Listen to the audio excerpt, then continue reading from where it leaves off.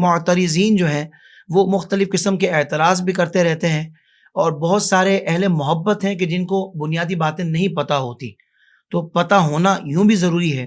تو یہ اس بارے میں ارشاد فرمائے کہ قرآن کریم جو کہ اسلام کی بنیاد ہے، یہ کیسے مان لیا جائے کہ یہی اللہ کی کتاب ہے؟ اس بارے میں قرآن کیا کہتا ہے، یہ ارشاد فرمائے۔ سچ کہہ رہے ہیں آپ کے معترضین جو ہے الگ الگ انداز میں اعتراضات لا رہے ہیں، جبکہ یہ ان کے پرانے اعتراضات ہی ہیں، لیکن وہ کتابوں میں موجود ہیں اور علماء اسلام نے اس کے شافی و وافی جوابات بھی عطا کیے ہیں۔ چونکہ سوشل میڈیا کا زمانہ ہے، ہمارے نوجوان کتابوں کو دیکھتے نہیں، اور جو نیٹ پر آیا ہے اور جو سوشل سائٹس پر آیا ہے اسی کو وہ سب کچھ سمجھ جاتے ہیں جی، اسی لیے ان کے پھیلائے ہوئے پروپیگنڈوں سے متاثر ہو جاتے ہیں اور سوچتے ہیں اس کا جواب کیا ہوگا۔ قرآن پاک اللہ رب العزت کی وہ کتاب جس میں شک کی گنجائش نہیں، جس کی شروعات ہی ہوتی ہے الف لام میم ذالک الکتاب لا ریب فیہ، یہ وہ عظمت والی کتاب جس میں شک کی گنجائش نہیں۔ دیکھیں اب یہاں پر ایمان والوں کے لیے تو بات صحیح ہے کہ وہ پہلے سے ایمان لایا ہوا ہے بندہ، اور وہ قرآن پاک میں رائے کے دانے کے برابر بھی شک نہیں کرتا، اللہ کی کتاب ہے۔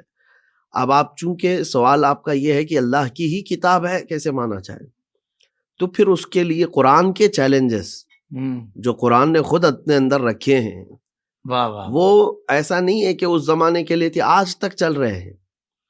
جیسے قرآن پاک میں رب تبارک و تعالیٰ نے فرمایا قُلْ لَئِنِ اجْتَمَعَتِ الْإِنسُ وَالْجِنُّ عَلَىٰ أَن يَأْتُوا بِمِثْلِ هَٰذَا الْقُرْآنِ لَا يَأْتُونَ بِمِثْلِهِ وَلَوْ كَانَ بَعْضُهُمْ لِبَعْضٍ ظَهِيرًا۔ محبوب آپ فرما دیں کہ اگر سارے انسان جمع ہو جائیں اور سارے جنات جمع ہو جائیں اور ایک دوسرے کی مدد کریں، اس طرح کا قرآن لانا چاہیں تو لا نہیں سکیں گے۔ واہ واہ واہ واہ واہ، یہ 15ویں پارے کی آیت ہے۔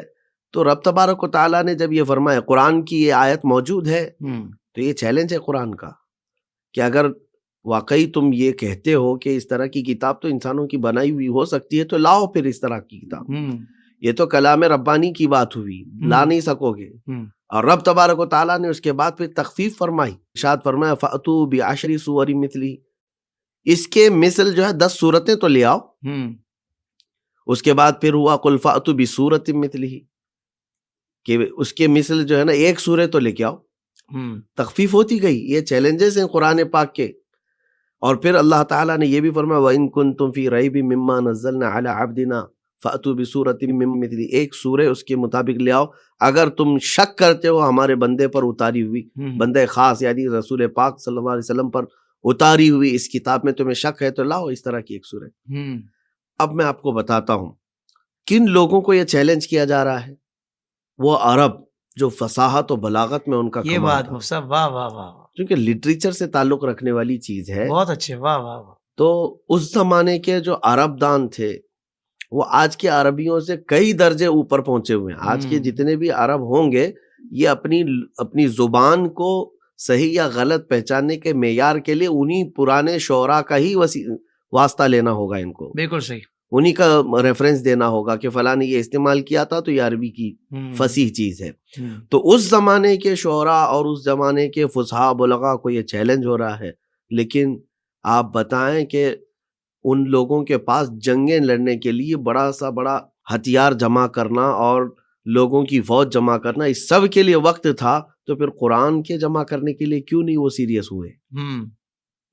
جیسے مشہور بات ہے کہ اس وقت خانہ کعبہ پر جو ہے مشہور شاعروں کی اشعار لکھ کر کے لٹکائے جاتے تھے، اور جس کا سب سے اچھا ہوتا اس کا شعر خانہ کعبہ کے دروازے پر لگایا جاتا۔ صحیح ہے۔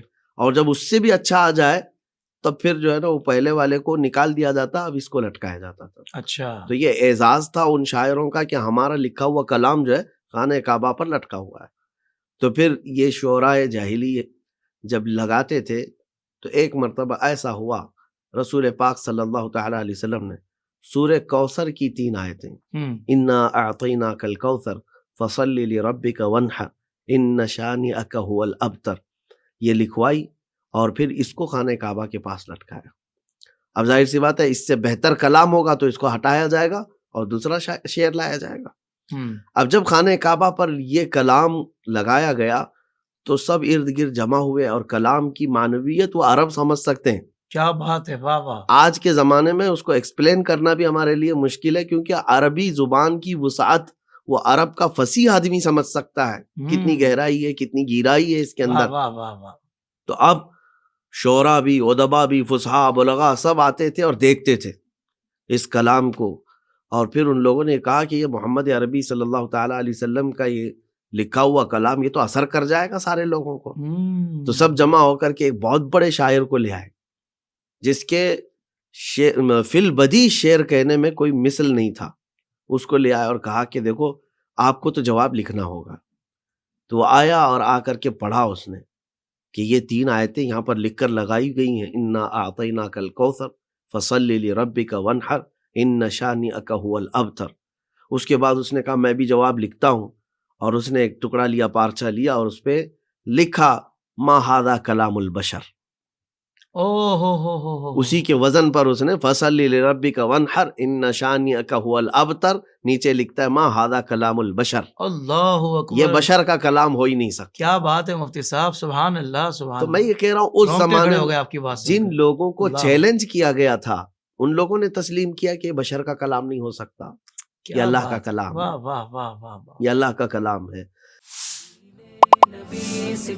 زندگی کے تمام شعبوں میں دینی رہنمائی حاصل کرنے اور آخرت کو بہتر کرنے کے لیے ہمارے YouTube channel Islamic digital studio کو سبسکرائب کر لیں اور بیل آئیکن بھی پریس کر لیں.